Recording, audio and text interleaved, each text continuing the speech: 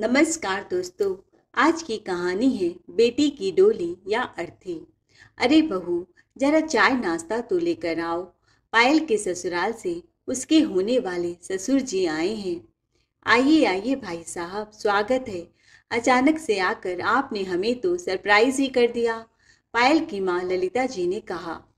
पायल के होने वाले ससुर जी ने कहा, देखिए बहन जी, हम यहाँ कोई बैठने नहीं आए हैं और ना ही बात को गोल गोल घुमाकर आपका समय व्यर्थ करेंगे। जी अंकल जी, चाय।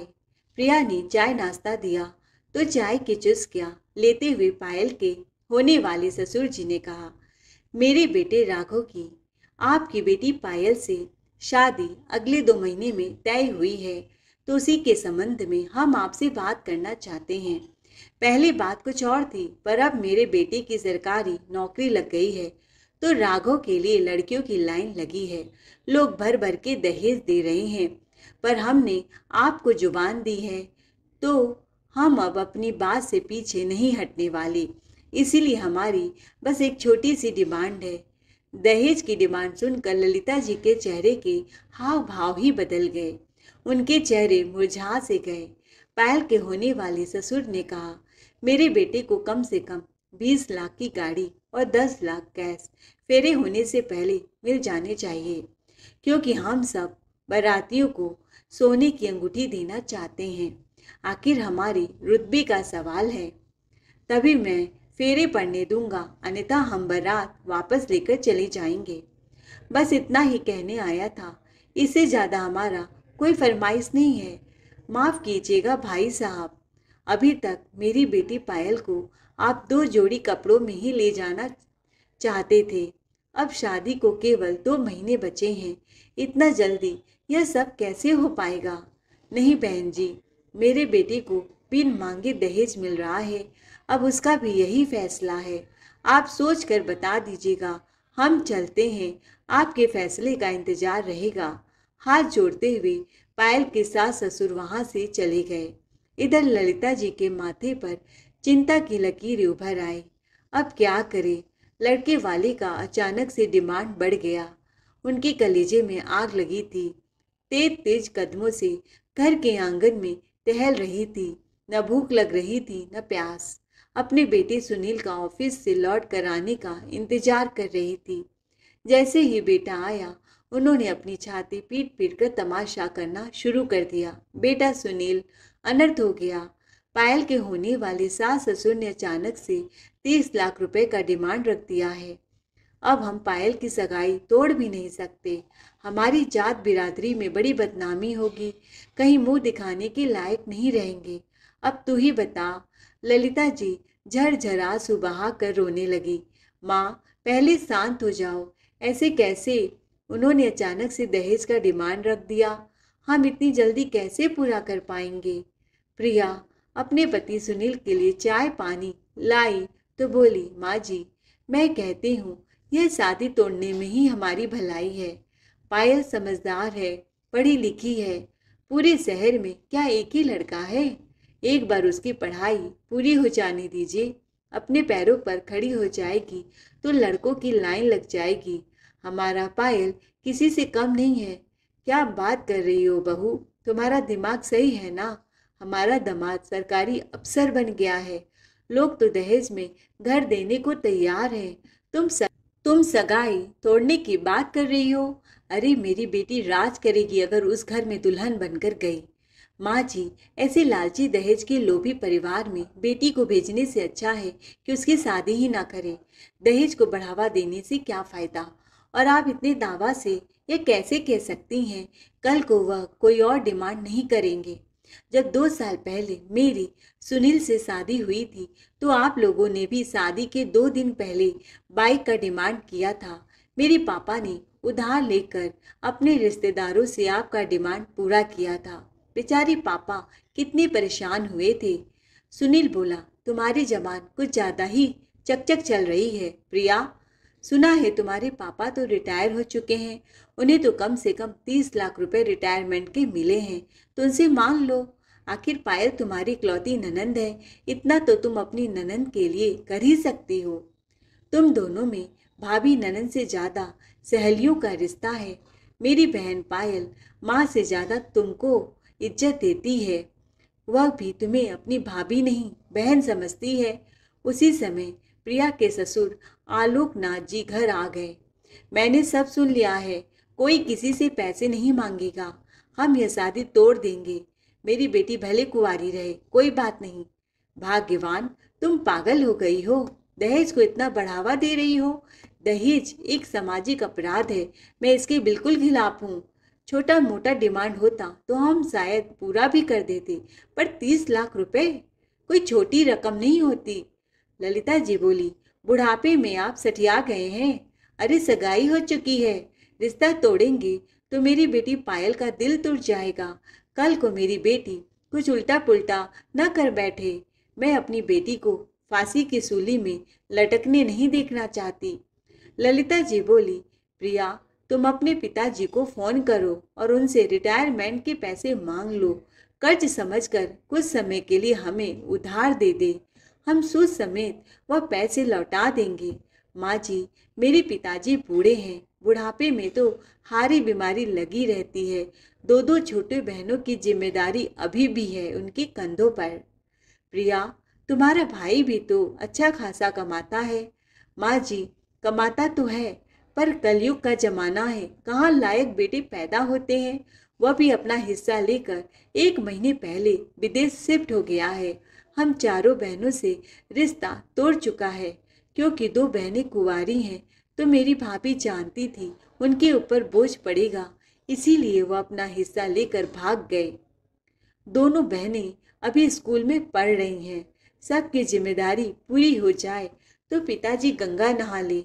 सुनील तुनक कर बोला, पायल भी तुम्हारी बहन जैसी है, क्या तुम्हारी कोई जिम्मेदारी नहीं है? उसकी भाभी हो तुम। पायल के ससुराल वाले दहेज मांग रहे हैं तो आप उसकी वसूली मेरे पिताजी से क्यों कर रहे हैं? प्रिया ने गुस्से में कहा, मैं उनसे कोई मदद नहीं मांग सकती। रही बात पायल की, तो मेरी ननद के लिए मैं अपनी जान हाजिर कर दूंगी। काफ़ी खर्चा हुआ था मेरी शादी में, पिताजी ने अपना पूरा जमा पूंजी लगा दिया था। अब जो पैसे मिले हैं उनसे वह 2 छोटी बहनों का ही कर पाएंगे। 5-5 बच्चों की जिम्मेदारी संभालना आसान बात नहीं होता है। प्रिया, मेरा भी नया नया जॉब है, इतना सैलरी नहीं मिलता कि पायल की शादी के लिए इतना दहेज जोड़ सकूं। सुनील चीख चीख कर कह रहा था, अगर आप लोग को ऐतराज न हो तो मैं कोई छोटी मोटी नौकरी कर लूंगी, कुछ पैसे तो इकट्ठे हो जाएंगे। खैर, प्रिया अपने मन का गुबार निकालकर खाना बनाने किचन में चली गई, पर उस दिन घर के किसी सदस्य ने खाना खाया नहीं। सुनील भी प्रिया से बहुत नाराज था। रात को जब वह कमरे में आया तो भी वह एक तरफ करवट करके सो गया। प्रिया को अच्छी तरह से पता था कि अगर वह अपने पिताजी से पैसे उधार ले लेगी तो चाहे वह एड़ी चोटी का जोर लगा ले, कभी पैसा वापस नहीं करेंगे। बाहर से उधार लेंगे तो जरूर दे देंगे। उधर ललिता जी पूरी रात बेचैन रही। वह पायल का रिश्ता किसी भी हालत में टूटने नहीं देना चाहती थी। दूसरे दिन ललिता जी ने अपनी बहू को तंग करने के नए नए हथकंडे अपनाने शुरू कर दिए। उन्हें लगा अगर बहू को परेशान करेंगे तो जरूर अपने पिता से मदद मांगेगी। इसीलिए सबसे पहले उन्होंने काम वाली बाई की छुट्टी कर दी। प्रिया ने विरोध किया, यह सब क्या है माँ जी? बहू दिखाई नहीं देता? मेरी बेटी की शादी में पैसों की जरूरत है, हम ऐसे ही अनाप शनाप पैसे लुटाते रहेंगे तो उसकी शादी कैसे होगी? तुम तो यही दुआ करती हो कि मेरी बेटी की शादी ना हो, वह कुंवारी घर में बैठी रहे, वह किसी अफसर की बीवी ना बने। उसकी ठाट बाट देखकर तुम्हें बहुत जलन हो रही है ना? प्रिया उनके मुंह लगना नहीं चाहती थी, इसीलिए वह चुप ही रही। उसके बाद ललिता जी ने प्रिया के बाथरूम से गीजर का कनेक्शन भी कटवा दिया। माँ जी, इतनी कपकपाती ठंड में इतना ठंडे पानी से मैं कैसे नहाऊंगी? बहू, मेरे घर में कोई पैसों की बरसात तो नहीं हो रही है कि हम तुम्हें गर्म पानी दे। सुनील तो मेरे बाथरूम में नहा लेगा। तुम्हारे बाप ने गीजर दिया है तो गीजर चलाने के पैसे भी तुम उन्हीं से मांगो। प्रिया जानती थी उसकी सास ललिता जी बड़ी जिद्दी है, वह किसी का बात नहीं सुनती। घर में उन्हीं का रौब चलता है। उनके आगे ससुर जी भी ज़्यादा बोल नहीं पाते, बहुत दबाकर सबको रखती हैं। उसने अपने ननद पायल को फ़ोन लगाया, जो कि हॉस्टल में बीकॉम फाइनल ईयर की पढ़ाई कर रही थी। सारी बात उसने पायल को बताई। पायल ने जब यह सुना तो वह खुद हैरान रह गई। भाभी, तभी मैं सोच रही हूँ आजकल राघव मुझे इग्नोर क्यों कर रहा है। जब से वह सरकारी अफसर बना है वह मुझसे दूरी बना रहा है। सरकारी अफसर बनते ही उसने अपनी औकात दिखा दी, पर मैं अब उसकी असली जगह पहुंचाऊंगी। पहले वह मुझसे रोज बातें करता था, पर आजकल फोन नहीं उठाता। पर भाभी, आप अपने पापा से मेरी शादी के दहेज के लिए कोई भी पैसे मत मांगना। आपने सही किया। मैं किसी गरीब बाप की बद्दुआ लेकर अपनी डोली नहीं सजाना चाहती। वह सब आपकी छोटी बहनों के पैसे हैं। आप अपने आप को गलत मत समझो। पायल को भी बहुत तकलीफ हुआ जब उसने सुना कि राघव खुद गाड़ी का डिमांड कर रहा है। पहले कहता था मुझे सिर्फ तुम चाहिए और कुछ नहीं, अब मुंह खोल कर मांग रहे हैं। वह बहुत दुखी हुई। भाभी, अब राघव के चेहरे पर सेहरा नहीं बल्कि कालिक पोत दूंगी। मैं उसके ऑफिस में जाकर सबके सामने रिश्ता तोड़ दूंगी। मैं चाहूँ तो दहेज मांगने के अपराध में उसे जेल भिजवा सकती हूँ। पायल के समझाने पर प्रिया के दिल को बहुत सुकून मिला। लेकिन पायल, अभी तुम कोई भी कदम इतनी जल्दबाजी में मत उठाना। 2-4 दिन रुको, शायद कुछ रास्ता निकल जाए। ठीक है भाभी, मैं कुछ दिन बाद घर आती हूँ, पर आप माँ से कुछ मत कहना। कहते हुए पायल ने फोन रख दिया। प्रिया के ससुराल में सबका मिजाज उसके प्रति दिन प्रतिदिन बिगड़ रहा था। ललिता जी बस प्रिया को परेशान करने के रोज रोज नए नए तरीके ढूंढ रही थी। कभी मायके न भेजती, कभी घर के सारे काम का बोझ उसके ऊपर दिन प्रतिदिन बढ़ाती जा रही थी। सुनील भी अपनी पत्नी से मुंह फुलाकर बैठा था, उससे बात न करता। केवल ससुर आलोकनाथ जी अपनी बहू को कुछ कहते नहीं थे। समय ऐसे ही बीत रहा था। प्रिया का ससुराल में जीना हराम हो गया था। फिर एक दिन प्रिया के पापा का फोन आया। समधन जी, अगर आप इजाज़त दें तो मैं अपनी बेटी को कुछ दिन के लिए घर ले आना चाहता हूँ। बड़ी याद आ रही है। तो ललिता जी गुस्से में फट पड़ी। मैंने कब मना किया है, पर हमारे यहाँ काम कौन करेगा? कोई नौकरानी है तो भेज दीजिए जो हमारे घर का काम कर जाए। मेरी तबीयत तो ठीक नहीं रहती आजकल। क्या हुआ समधन जी? मेरी बेटी से कोई भूल चूक हो गई जो आप इतना गुस्सा कर रही हैं? आपकी बेटी तो इतना ही ललिता जी के मुंह से निकला था कि प्रिया सासू माँ के कमरे में पहुंच गई। उनके हाथ से फोन लेते हुए बोला, पापा, चिंता की कोई बात नहीं है, यहाँ सब खैरियत है।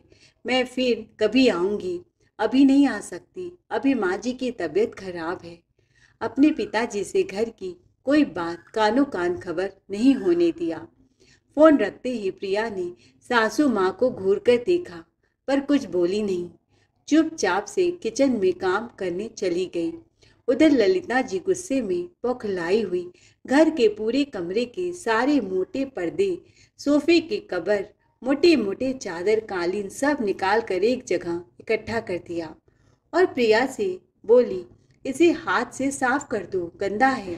प्रिया ने पलट कर कहा, माँ जी, इतनी भयंकर ठंडी में पानी जम गया है, कई दिन से धूप भी नहीं निकल रहा है, पानी गल रहा है। मैं वॉशिंग मशीन से धो दूंगी। हाथ से साफ करूंगी तो बीमार पड़ जाऊंगी। सर्दी मुझे पहले से है। अभी तो मैंने पर्दे 1 हफ्ते पहले ही धोए थे, इतना जल्दी गंदा कैसे हो गया? ललिता जी ने जानबूझकर सब पर्दों पर चाय गिराकर गंदे कर दिए थे। बहू, क्या बिजली का बिल तुम्हारा बाप भरेगा? 1 रुपए तो मिलता नहीं है तुम्हारे घर से। सारे कपड़े मशीन से नहीं, हाथ से धोने पड़ेंगे। मैंने मशीन के वायर ही तोड़ दिए हैं। मैंने जो कह दिया मतलब कह दिया। प्रिया ने यह बात सुनील को जाकर बताया तो सुनील भी माँ का ही पक्ष लेने लगा। मैं भला सास बहू के पचड़े में क्यों पड़ूं? मैं तुम्हारी मदद नहीं कर सकता। माँ जैसे कह रही हैं वैसा ही करो।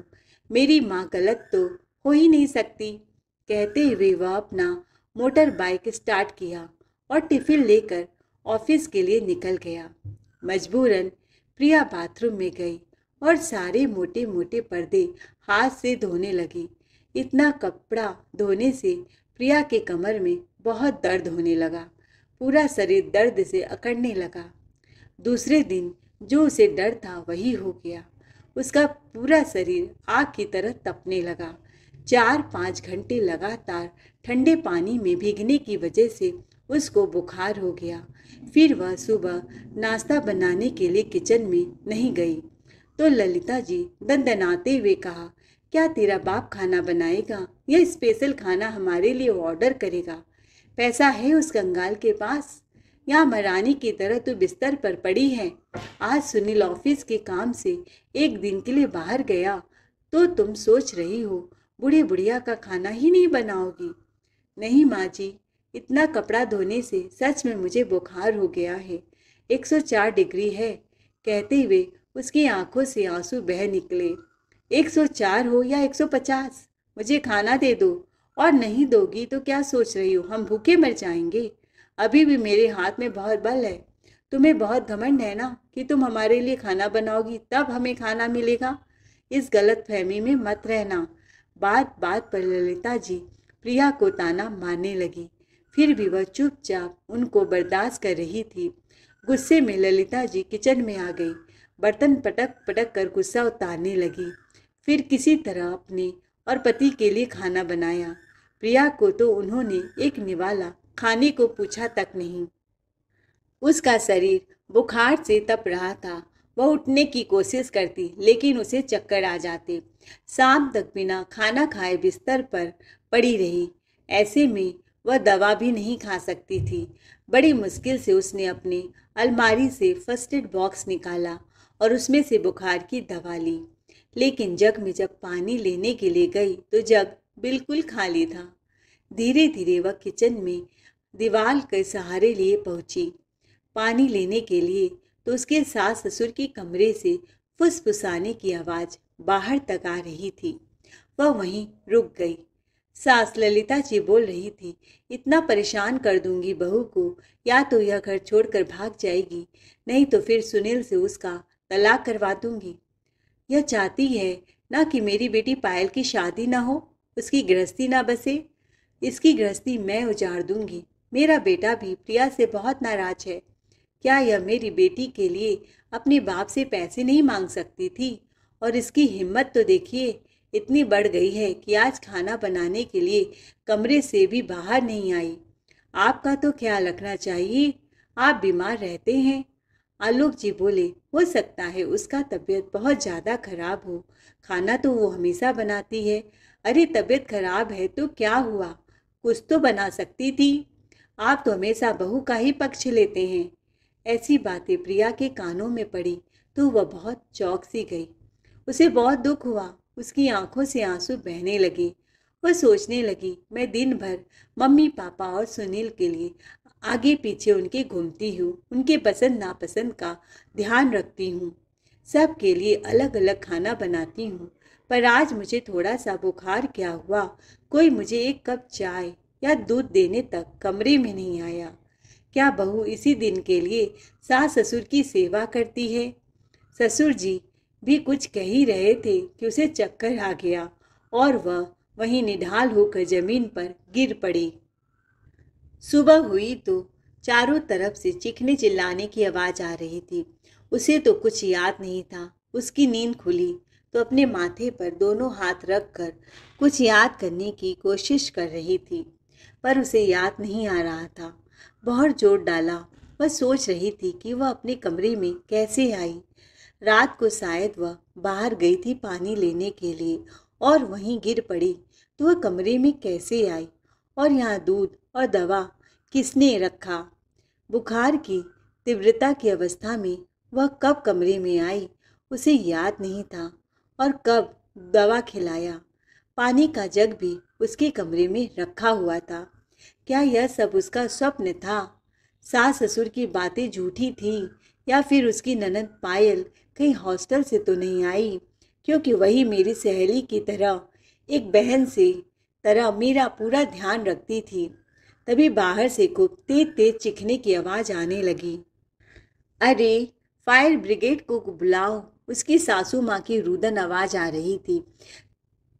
छाती पीट पीट कर रो रही थी। मेरी इकलौती बहू, मेरी लाडली बहू प्रिया को कोई तो बचाओ। अरे सुनील बेटा, तू बाहर क्या गया? यह क्या हो गया? हे भगवान, मैं अपनी बहू को बचा नहीं पाई। मैं कितना प्यार करती थी, कितना हमारा ध्यान रखती थी मेरी बहू। मैं उससे बहू नहीं अपनी बेटी मानती थी।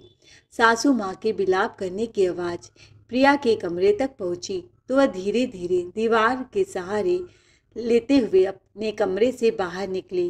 किचन से बार बार दरवाज़ा पीटने की आवाज़ आ रही थी। माँ बचाओ, माँ बचाओ। लेकिन ललिता जी अपने धुन में ही चिल्लाई जा रही थी। किसी का कुछ नहीं सुना।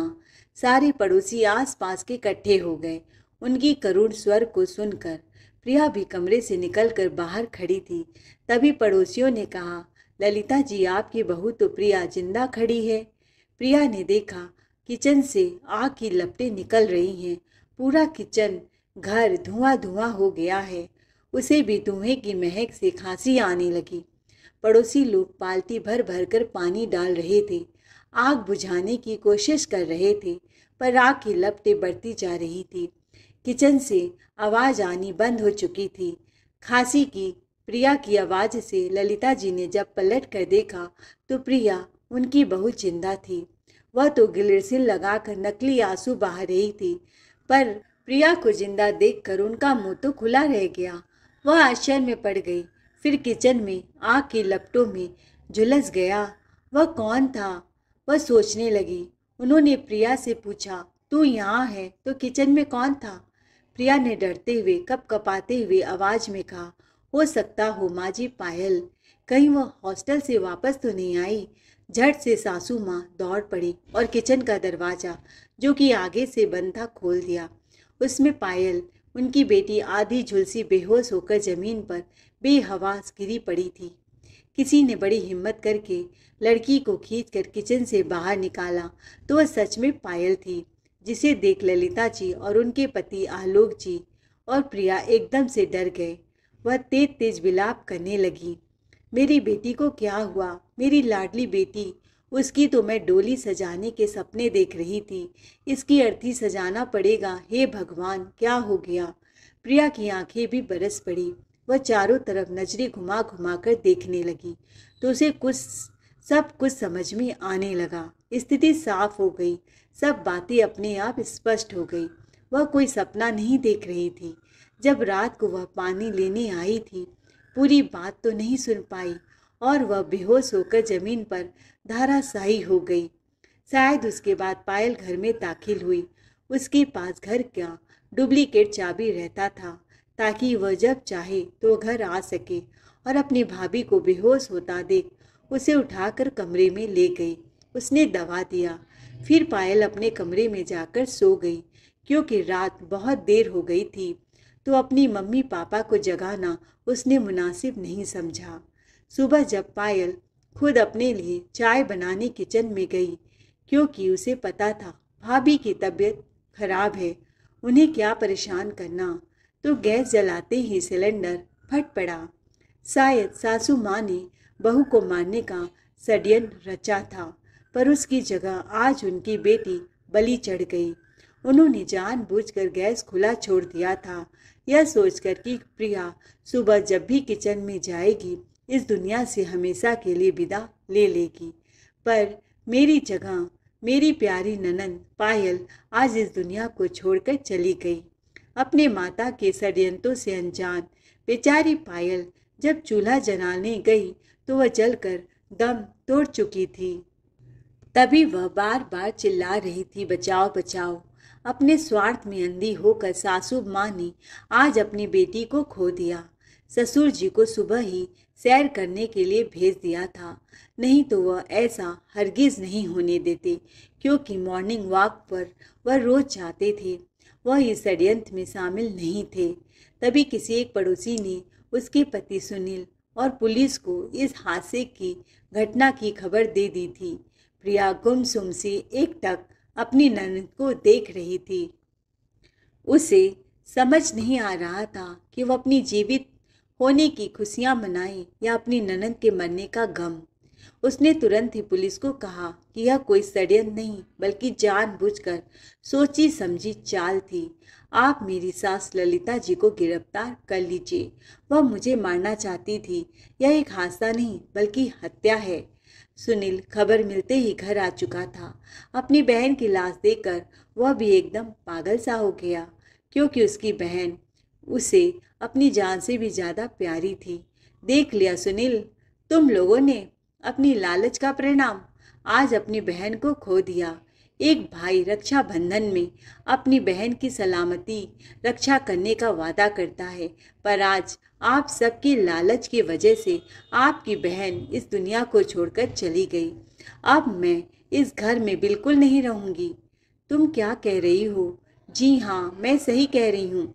आपकी माँ ही आपकी बहन की मौत का कारण है। ललिता जी एकदम गुमसुम सी निढाल पड़ी थी और वह एकटक निहारे जा रही थी। वह रोते हुए बोली, अपनी बेटी को दुल्हन की तरह तो सजा नहीं पाई, पर उसकी चिता जरूर तैयार कर दिया। वह भी अपना गुनाह कबूल कर चुकी थी और पछतावे की आग में जल रही थी। पुलिस ने उन्हें अपने हिरासत में ले लिया। इधर प्रिया अपना सामान पैक करने लगी। अपनी जरूरत की डिग्रियां, पिता के दिए हुए जेवरात, ससुराल का कोई भी सामान अपने साथ नहीं रखा।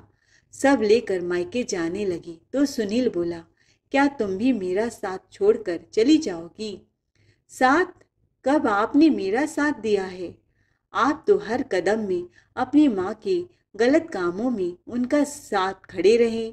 माँ जो कहती थी वही सही था। आपकी माँ तो कभी गलत नहीं हो सकती। मैं आपको तलाक के कागजात भेज दूंगी। मैं जा रही हूँ अपने पापा के घर। मैं आप लोगों से अब कोई संबंध नहीं रखना चाहती, न ही आपका चेहरा देखना चाहती हूँ। नफरत होती है मुझे। आप सब घर की बेटी के मौत का कारण है।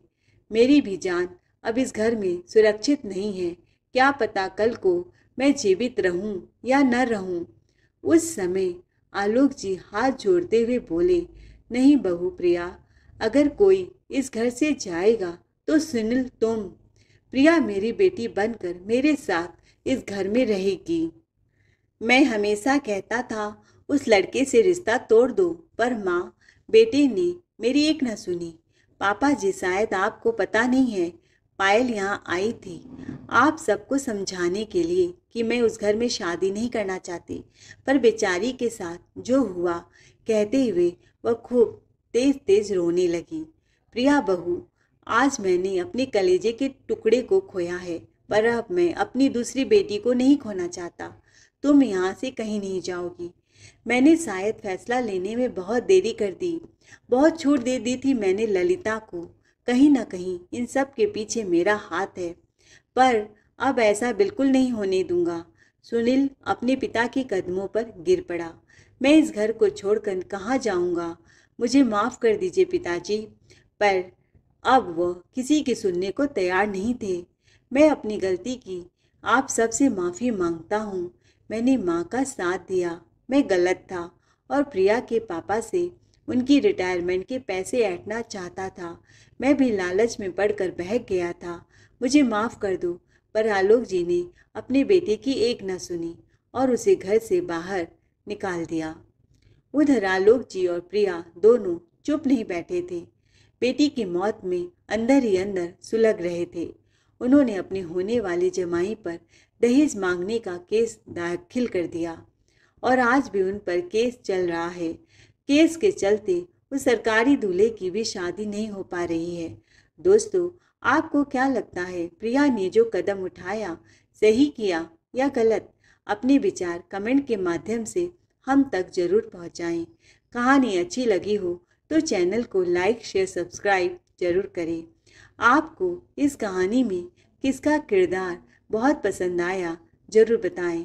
Thanks for watching ARK Voice 517।